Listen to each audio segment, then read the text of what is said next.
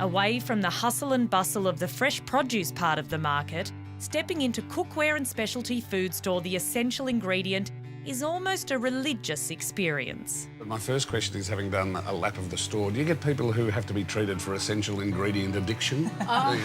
There are a few very, very regulars, yeah. And the nicest thing is when people come here for the first time and when they walk in the door, there's a split second of and that take your breath away moment is just something quite special. This is a whole wall of oil and vinegar behind us, isn't it? And it's certainly one of the areas of the store that attracts the greatest amount of attention and interest and curiosity. Well, I think a lot of people know a lot more about good quality oils and how important it is in terms of cooking, and we're far more educated as a nation of cooks with regard to oil. Plus we read if you use olive oil, you live to be 100. We do. Yes. So we just come in and... It's good Mediterranean diet, basis of. Vinegar is not something that's particularly well understood, and there's probably only a small number of good quality vinegar producers in Australia. And vinegar production is a little bit like wine, but also, because it requires age, it requires good wine grape, and from good wine grape comes good vinegar. So that's why we have things like Cabernet, Merlot, Chardonnay vinegar, and they are reflective of the grape. So if you're understanding wine and wine grape, you can immediately start to think, well, sweet, Chardonnay, and what does that go with? So it certainly is designed to add flavour and character to a dish, not just to be there as part of, keeping it a dressed salad. Yeah.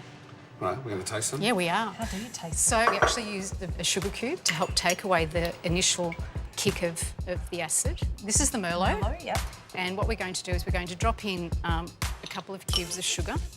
And what you do is you actually let that soak as much of the vinegar up as you possibly can. Yep. Oh, wow, you really do. Yep. And just by sucking on the sugar cube, it sounds very strange, doesn't it? And then if you wanted to pop the sugar in there, and what happens is... Oh, my God, it's fantastic. It's really quite yum. According to Maria, the secret to getting the best out of a specialty vinegar is knowing what sort of oil to pair it with. Things like the sherry vinegar and a walnut oil, fantastic. You can imagine that with, some chicken or, again, pomegranate molasses and avocado oil. Oh, yum.